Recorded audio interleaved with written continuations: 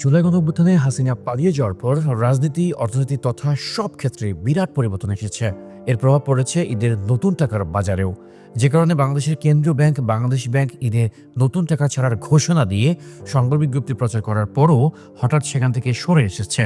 কেন্দ্রীয় ব্যাংক থেকে বলা হয়, টাকা ছাপানো কিংবা টাকার নকশার পরিবর্তনে নানাবিধ প্রক্রিয়া রয়েছে, যে কারণে নতুন একটি নোট বাজারে নিয়ে আসাও সময় সাপেক্ষ ব্যাপার। যদিও জনমনে প্রশ্ন, নতুন এই সরকারের 7 মাসেও কি তা সম্ভব হলো না? ওদিকে আগের নোটে শেখ মুজিবুর রহমানের ছবি থাকায় সেসব নোট বাজারে না ছাড়ার ব্যাপারে আপত্তি ও চাপ রয়েছে বলে জানা গেছে। নতুন নোট কেন ছাড়া হচ্ছে না আরো স্পষ্ট করে বললে, এসব প্রশ্নের জবাবে কেন্দ্রীয় ব্যাংক সূত্র জানিয়েছে, ফ্যাসিস্ট সরকারের অনুমোদিত টাকায় শেখ মুজিবুরের ছবি থাকায় বিভিন্ন মহল থেকে চাপ আসছে ও আপত্তি উঠছে, যার পরিপ্রেক্ষিতে কেন্দ্রীয় ব্যাংক আগের নতুন নোট ছাড়ার ব্যাপারে নিষেধ করেছেন ও স্থগিত করেছেন। এবার তাহলে জানা দরকার, কেন নোট ছাপাতে দেরি হচ্ছে বা হয়।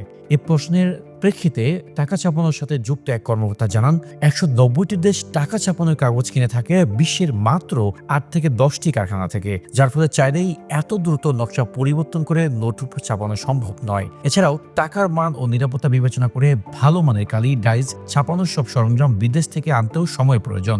তিনি আরো জানান, একটি টাকার নকশা থেকে শুরু করে বাকি সব পরিবর্তন করতে চাইলে মিনিমাম 2 বছর সময় লাগবে, তাই এত দেরি হচ্ছে। যদিও এত সব অজুহাত মানতে নারাজ নতুন নোট প্রত্যাশীরা। সর্বশেষ তথ্য হচ্ছে, ঈদের আগে 2, 5, 10, 20, 50 ও 100 টাকার নোট ছাড়ার কথা জানিয়েছিল কেন্দ্রীয় ব্যাংক। পরবর্তীতে 10 মার্চ বিভিন্ন ব্যাংকে চিঠি দিয়ে নোট ছাড়া স্থগিত করে কেন্দ্রীয় ব্যাংক। দর্শক, নিয়মিত এসব গুরুত্বপূর্ণ তথ্যের আপডেট পেতে থাকুন খবর প্লাসের সাথে।